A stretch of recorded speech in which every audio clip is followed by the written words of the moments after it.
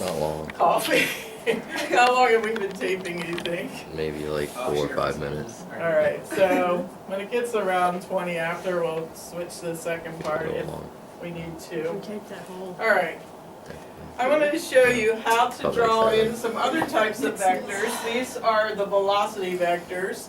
Every time there is, we talked about an acceleration, let's see where the acceleration vectors would be. So we haven't had this before in any way, so there's no way you would know. But the velocity and acceleration vectors actually are perpendicular to one another, and the acceleration vector is toward the center. So everywhere you have put a velocity vector, add an acceleration vector toward the center, and label the velocity vectors V.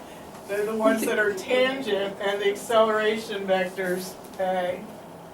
So the acceleration vector, in uniform circular motion, always points toward the center. Yes, they will make a 93 inch. Oh, that is so bad. That's another picture of the fact that acceleration is non-zero. There is an acceleration due to that change in direction. Acceleration vectors point toward the center. One more type of vector to add to our colorful display here. Everywhere there is an acceleration, we have been trained F equals ma. So everywhere there's an acceleration and a mass, there must be force. So we're going to just go ahead then and draw in the force vectors. Because they are linked together in this formula, whatever direction this points, so does this. So the force vector, I'll draw in orange, will be in the same direction of the acceleration. Should I make it shorter or longer? Looking at this. Longer. It is, because force is going to be the same acceleration multiplied by another value. So force has to be identical direction of acceleration, but somewhat longer. So I'm going to put mine sort of next to it. It's actually supposed to be right on top. So the force goes toward the center of the circle, and acceleration does as well. Force is a little longer. Oh, yeah. What was your And exactly point to the center. acceleration? I said the acceleration is shorter because of this. If we know acceleration, force is a longer vector because its mass is multiplied times. Is that where your question? What? Yeah, it's just so acceleration is toward the center. Yeah, it is. That's what causes it to go round. So if you have a force, if you have a velocity, I thought that was just like the tension of the line. yeah, well, there's not always a line there. So it's like if you're going around this circle in a bike. Beautiful. So I know it is hard to visualize why acceleration is perpendicular to velocity, but that's what causes it to go in the circular motion. If we didn't have it, it would go in a straight line.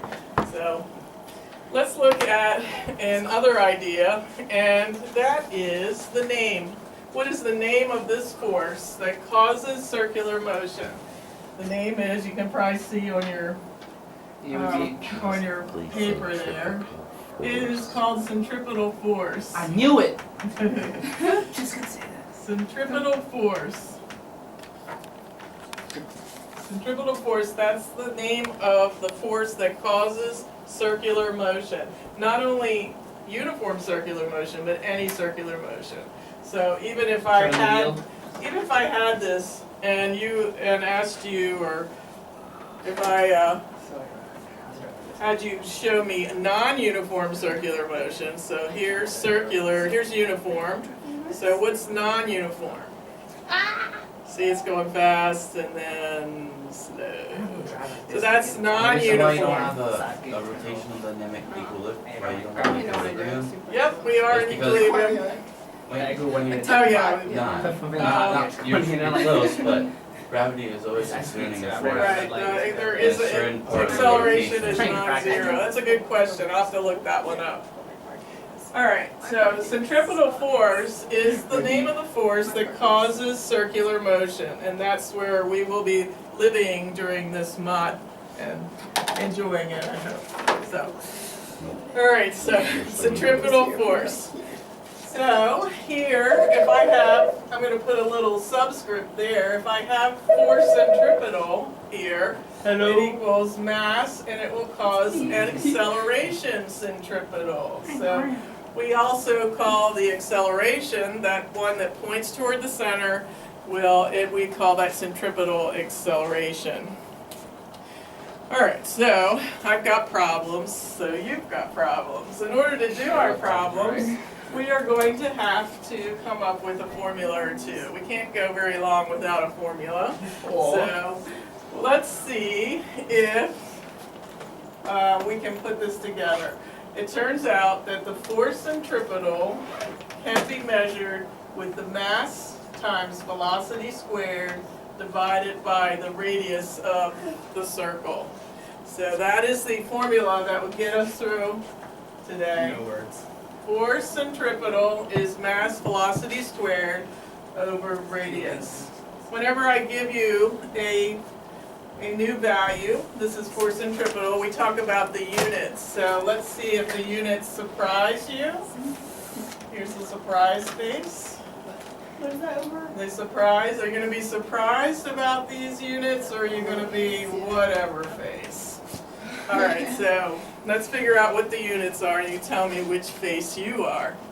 So, when we decide what the units are for force centripetal, we go in and find the formula and put the units there. So, if the mass, what is the unit for mass? Normally, can you help us from the squashy man? Alex, what's the unit for mass? Typically in our class. Newton. Oh, where's my big Newtons? I love big Newtons. I love big Newtons. Well, you gotta get the question wrong. It's slugs or kilograms. Kilograms, right? Alright. The squashy man let us down. Actually, you didn't What, get your name this is the question. Squashing Man? Yeah, show her the squashy I man. had to show you the photo. You Squashing Man? Keep our love in photograph. Squash man. There you go, Hunter, you have your own This is our love squashy together. man. People kept getting this wrong, so I made that. Alright, one's for metric and one's for non-metric there. Alright, so, actually you didn't get the Newtons wrong, so I probably can't need use this the big Newtons. Oh, yeah. Oh. Alright, so we have kilograms, so in yellow there. So what's the, Emily 3, what's the unit for velocity? Meters per second. Meters per second, but I'm going to square it in this formula. So I'm going to have meters squared over seconds squared. And Zach, what's the unit for a radius?